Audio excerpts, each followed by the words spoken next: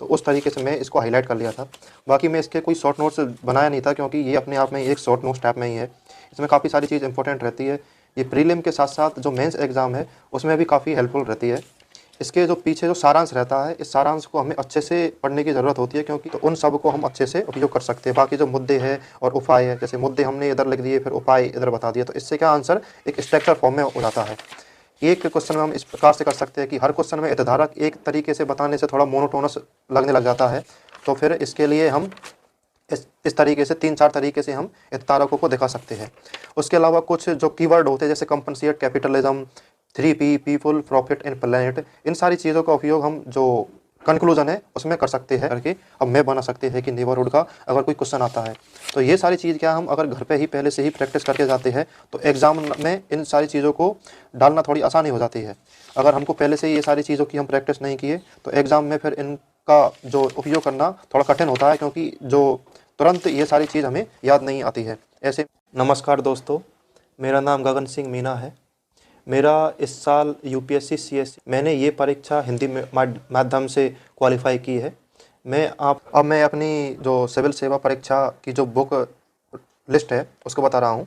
GS1 में जो 3 topic होते हैं मुख्य से, एक हिस्ट्री, दूसरा ज्योग्राफी, तीसरा इसमें होता है सोसाइटी। तो हिस्ट्री के लिए जो मॉडर्न हिस्ट्री होती है उसके लिए मैं ये आधुनिक भारत का इतिहास है, इसको काफ़ी बार पढ़ा था और जो मेन चीज़ थी उनको मैं अंडरलाइन कर लिया था। इसमें अलग अलग पेन का जो अलग अलग हाईलाइटर था उनका यूज़ किया था, क्योंकि पहली बार में जब मैं पढ़ा था तो ये मुझे इंपॉर्टेंट लगा, फिर पता चला कि मैं कुछ चीज़ को इसमें मिस कर दिया, तो उस तरीके से मैं इसको हाईलाइट कर लिया था। बाकी मैं इसके कोई शॉर्ट नोट्स बनाया नहीं था, क्योंकि ये अपने आप में एक शॉर्ट नोट्स टाइप में ही है। इसमें काफ़ी सारी चीज़ इंपॉर्टेंट रहती है। ये प्रीलिम के साथ साथ जो मेंस एग्ज़ाम है उसमें भी काफ़ी हेल्पफुल रहती है। इसके जो पीछे जो सारांश रहता है, इस सारांश को हमें अच्छे से पढ़ने की ज़रूरत होती है, क्योंकि इसमें काफ़ी अच्छी चीज़ भी रहती है। जो पीछे दी होती है उनका एक सारांश रहता है, जो मेंस एग्ज़ाम में एक कम समय में रिवीजन करने के लिए इनसे आसानी रहती है। बाकी जो हिस्ट्री के अंदर हमें जो क्रोनोलॉजी वाइज ही इस जो बुक है ये बनाई हुई है, अगर हम क्रोनोलॉजी वाइज पढ़े तो हमें पढ़ने में काफ़ी ज़्यादा आसानी होती है। फिर हम अगर GS2 की बात करें तो GS2 में जो पॉलिटी है, इंटरनेशनल रिलेशन है और सोशल जस्टिस है। तो पॉलिटी के लिए लगभग सभी लोग जो बुक पढ़ते हैं, लक्ष्मीकांत, मैंने भी लक्ष्मीकांत को पढ़ा था। मेरे पास ये 5वां एडिशन है, अभी इसका एक नया लेटेस्ट एडिशन भी आ गया, 6th एडिशन। तो लक्ष्मीकांत का भी मैं कोई नोट्स नहीं बनाया था, क्योंकि इसमें लगभग हरी लाइन नोट्स के रूप में ही होती है। तो जो इसके मेन टर्म थे, पहले मैंने इसको ऐसे ही एक बार पढ़ लिया, तब मैं कोई अंडरलाइन नहीं किया था। मैं जब तीसरी बार पढ़ा था उसके बाद मैं इसमें अंडरलाइन करना चालू किया था, क्योंकि हम पहली बार पढ़ते हैं या दूसरी बार पढ़ते हैं तो हमको लगभग सारी चीज़ें इंपॉर्टेंट लगने लगती है। मैंने इसमें भी जो अलग अलग पेन थे, उन अलग अलग हाइलाइटर थे, उनका यूज़ किया। बाकी जैसे कुछ चीज़ ऐसे लगती थी मुझे कि ये मेरी गलत हुई है तो उन पे मैं स्टार बना लेता था। जैसे ये मेरा किसी टेस्ट में ये चीज़ गलत हो गई होगी तो फिर मुझे वो याद रहे उसके लिए मैंने इसमें स्टार, 2 स्टार बना लिए, कहीं पे 3 स्टार भी मैं ये बना लेता था। या फिर मैं हैज का भी यूज़ करता था इसमें, जो मुझे लगता था कि थोड़ा कम इम्पोर्टेंट है या फिर मेरा कम बार गलत हुआ है, उसमें मैं 1 स्टार का यूज़ कर लेता था। तो ऐसी सारी चीज़ होती है जो हमें काफ़ी उपयोग रहती है। इसके अलावा जैसे इसमें एक ये सेंट्रल स्टेट रिलेशन जो टॉपिक था ये चेंज हो चुका था GST आने के बाद, तो मैं काफ़ी सारे जो प्रोविज़न थे उनको काट दिया था और उनको मैं फिर अलग से इसी में एक अपना खुद का वो नोट्स बना लिया था और उनको मैं फिर अलग से ऐसे एक पेज में करके GST के बारे में लिख लिया, क्योंकि फिर हमेशा हम बार बार नई बुक नहीं खरीद सकते और कुछ ना कुछ जो कॉन्स्टिट्यूशन है उसमें चेंज होता रहता है। जैसे राष्ट्रपति का इलेक्शन होता है तब ये सारी चीज़ हमें जो मेंस एग्ज़ाम है उसमें कभी काफ़ी यूज़फुल हो सकती है कि एक MP का कितना वोट होता है, वैल्यू ऑफ वोट सिक्किम में कितनी है, यूपी में कितनी है, राजस्थान में कितनी है। तो ऐसी चीज़ अगर हम राष्ट्रपति के उसमें लिखें तो काफ़ी हमें उपयोगी रहती है। इसके अलावा इसमें जैसे काफ़ी सारे जो आयोग है, इन सब का जो कार्यकाल कितना होगा, कितने इसमें अध्यक्ष रहते हैं, तो इसका जो पहला जो लिस्ट होती है वहीं पे मैं लगभग सारी चीज़ नोट कर लिया था कि जैसे याद रहे। जैसे इसमें SC के लिए आयोग था, लेकिन जो NCVC था उसके लिए 102 संविधान संशोधन से बना था, तो इस बुक में दे नहीं रखा था, तो मैंने उसका अलग से यहीं पे अपना नोट्स बना लिया ताकि जो सारी चीज़ लगभग एक जगह ही रहे। और जो इनका कार्यकाल कितना है, बाद में नियुक्ति हो सकती है नहीं हो सकती, उनका मैं जो अपना एक यहीं पे था, यहीं पे सारी चीज़ लिख लिया था कि निर्वाचन आयोग 5 वर्ष और 5 साल और जो 65 आयु और 6 वर्ष तक रह सकता है, इसका कौन सा अनुच्छेद है। ऐसे UPSC है, SPSC है, फाइनेंस कमीशन है, और सारे आयोग का मैं यहीं पर लिख लिया था। इससे क्या हमें आसानी रहती है और अनुच्छेद भी हमें याद रहते हैं। GS3 में जो इकोनॉमी है और साइंस टेक है, इन्वायरमेंट है और जो इंटरनल सिक्योरिटी है, तो इन सब के लिए मैंने अपने खुद के नोट्स बनाए थे।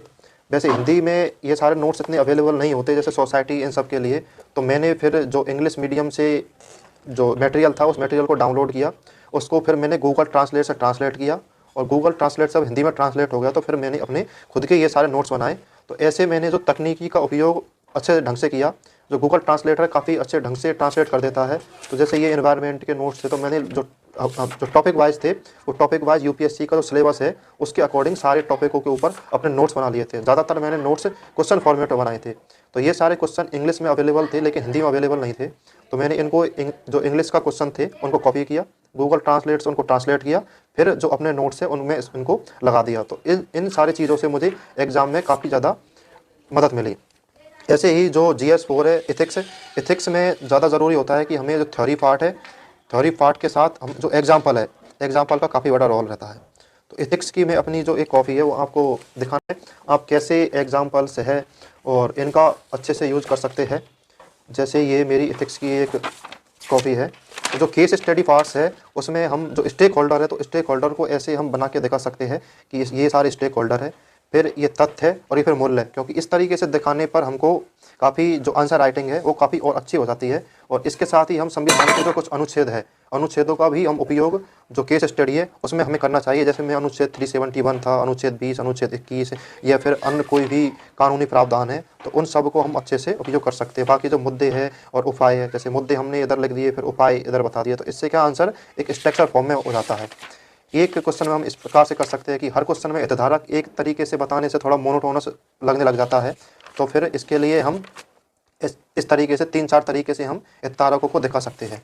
उसके अलावा कुछ जो कीवर्ड होते हैं जैसे compensate, capitalism, 3P, people, profit and planet, इन सारी चीज़ों का उपयोग हम जो कंक्लूजन है उसमें कर सकते हैं। बाकी जैसे जो कुछ मेन टर्म होती है उनको हम बॉक्स में बंद कर सकते हैं, जैसे गीता का निष्काम कर्म का भी मैं यहाँ पे केस स्टडी में उपयोग किया था।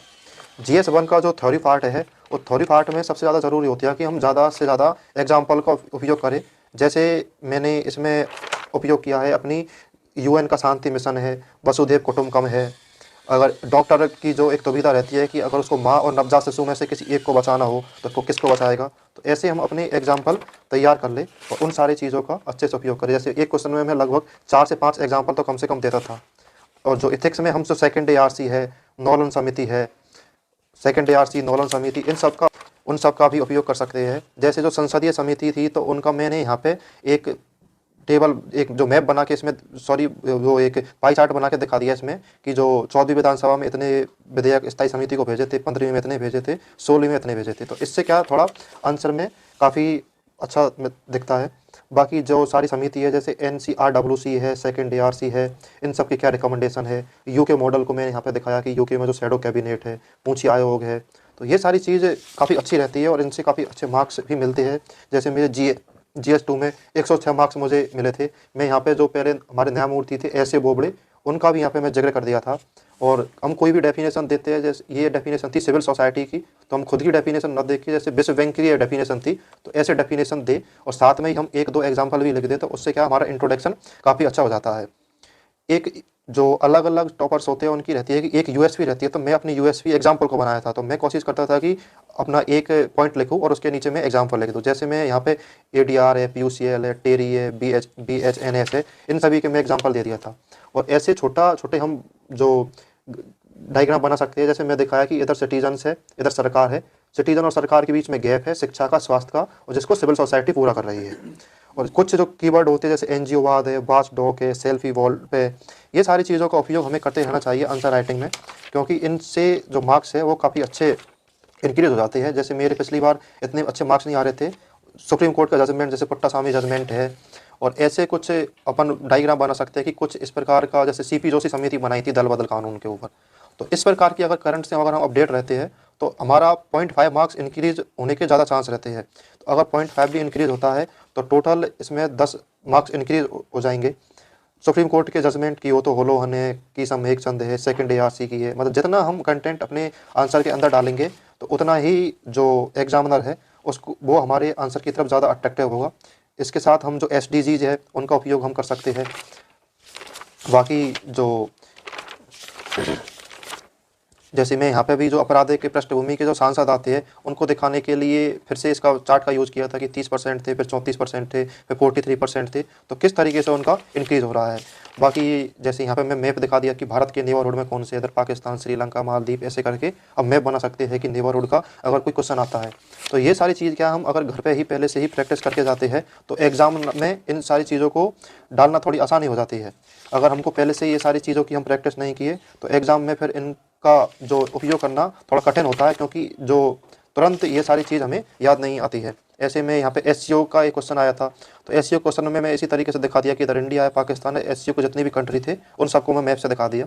और एससीओ का जो संगठनात्मक ढांचा है उसको मैं ऐसा थोड़ा जो डायग्राम बना के दिखा दिया कि एससीओ में सचिवालय है, आरटीएस है, राष्ट्र प्रमुखों की बैठक होती है, कुल इसके इतने सदस्य होते हैं। कुछ कीवर्ड जैसे संघाई स्पिरिट का मैं यहाँ पे यूज़ किया। तो ये सारी चीज़ क्या हमें काफ़ी ज़्यादा मदद करती है। और फिर कंक्लूजन में हम ऐसे बता थोड़ा लिख सकते हैं कि जो दूसरे क्वाड के अलावा, जो एससीओ के अलावा क्वाड है, I2 U2 है, इन सब का हम यहाँ पे उपयोग कर सकते हैं। ऐसे ही हम जो दूसरे सब्जेक्ट में जैसे ज्योग्राफी के अंदर जो मैप है उनका काफ़ी ज़्यादा रहता है। जैसे मानसून का आया था तो मानसून पैटर्न का मैं मैप बना के दिखा दिया था यहाँ पे। या फिर हम इस प्रकार से कोई वो बना सकते हैं, जैसे इस टाइप का हम डायग्राम बना दिया, क्योंकि जो छोटे छोटे डायग्राम होते हैं उनका काफ़ी ज़्यादा हेल्पफुल रहती है। जैसे छोटे डायग्राम में बना के दिखा दिया यहाँ पे। फिर इस टाइप से हम जो सिंधु घाटी सभ्यता थी उसका ग्रिड पैटर्न किस टाइप का है। तो आंसर राइटिंग में ये सारी चीज़ काफ़ी हेल्पफुल होती है। जेट स्ट्रीम का ज़्यादा कोशिश करो कि अगर ज्योग्राफी के क्वेश्चन है तो उसके अंदर डायग्राम बनाओ। जैसे मैं यहाँ पे हिस्ट्री के क्वेश्चन था उसमें भी एक डायग्राम बना दिया था कि जो मूर्ति कला है, गांधार इधर है, मथुरा यहाँ पे, अमरावती शैली यहाँ पे है। तो इन चीज़ों से क्या थोड़ा एग्जामिनर का जो अट्रैक्शन ज़्यादा रहता है। जैसे मैं ये यहाँ पे मथुरा शैली का बना दिया था कि यहाँ पद्म पाणी है, फिर मैं जातक कथाओं के बारे में यहाँ पर लिख दिया था। और इस टाइप से भी हम बना सकते हैं, जैसे जो कोई क्रोनोलॉजी बता सकते हैं कि भारत छोड़ो आंदोलन कैसे हुआ। पहले व्यक्ति का सत्याग्रह हुआ, सेकंड वर्ल्ड वॉर हुआ, अगस्त प्रस्ताव आया, क्रिप्स मिशन आया था, उसके बाद भारत छोड़ो आया था। इससे क्या हिस्ट्री में अगर आंसर हम क्रोनोलॉजी वाइज लिखें तो वो काफ़ी अच्छा उसको माना जाता है। तो इस प्रकार से हम डायग्राम, यहाँ पे भी मैं अपना डायग्राम, छोटे छोटे डायग्राम यूज़ करो। डायग्राम इतने हो कि वो इधर आ जाए। डायग्राम एक वैल्यू एडिशन के लिए होते हैं। जो हमारे कंटेंट है उसको डायग्राम कभी भी रिप्लेस नहीं कर सकते, इसलिए कंटेंट लगभग उतना ही रखो। Diagram as a value addition के रूप में अगर हम उपयोग करेंगे या फिर मैप हम उपयोग करेंगे तो उनसे क्या 1 या 2 मार्क्स बढ़ने की काफ़ी ज़्यादा गुंजाइश रहती है। बाकी जैसे यहाँ पे भी मैं स्वदेशी आंदोलन को क्रोनोलॉजी वाइज दिखा दिया था और चक्रवात का भी दिखा दिया। चक्रवात में फिर आपके पास कोई बेस्ट केस स्टडीज़ हो तो उसका यूज़ कर सकते हैं। जैसे मैं यहाँ पे उड़ीसा गवर्नमेंट है उसने इसमें बेस्ट केस स्टडीज़ है उसकी, इसलिए जो बेस्ट प्रैक्टिस है, केस स्टडीज़ है, उनका भी हमें उपयोग करना चाहिए। कंक्लूजन में जैसे वर्ल्ड बैंक का मैं कुछ लिख दिया था, सेंडाई फ्रेमवर्क था। तो हर टॉपिक है उनकी कुछ कुछ टर्म ऐसी होती है कि उनका हम हमेशा यूज़ कर सकते हैं। जैसे डिजास्टर मैनेजमेंट है तो उसमें सेंडाई फ्रेमवर्क है, वर्ल्ड बैंक है। जो ऐसी संस्था है उनकी कोई रिकमेंडेशन है या फिर कोई इस टाइप की योजना है तो उनका हम उपयोग अच्छे से कर सकते हैं। बाकी ऐसे ये ऐसे की कॉपी है, इसमें मैंने जो ऐसे में कोशिश करो कि जो हमारे जो पैराग्राफ है वो थोड़े छोटे छोटे हो। ऐसा ना हो कि जो पूरा पैराग्राफ ही एक पेज आ गया। तो क्या पैराग्राफ छोटे होते हैं तो उससे दिखने में भी काफ़ी अच्छा लगता है वो। और जैसे कुछ ऐसी चीज़ों का हम यूज़ करो, जैसे अर्थ आवर सूट डे है, ट्रस्टीशिप का सिद्धांत है। एक कोशिश करो कि एक जो पैराग्राफ है उसमें एक डायमेंशन हो। जैसे इसमें आर्थिक डायमेंशन है, इसमें राजनीतिक हो गई, सामाजिक हो गई, या फिर ऐतिहासिक डायमेंशन हो गई, या फिर करंट का एग्जाम्पल हो गया। क्योंकि हम अगर करंट से इसको अपडेट करते हैं तो जो काफ़ी अच्छा भी दिखता है। जैसे मैं जॉर्ज फ्लॉयड का यहाँ पे उपयोग किया था।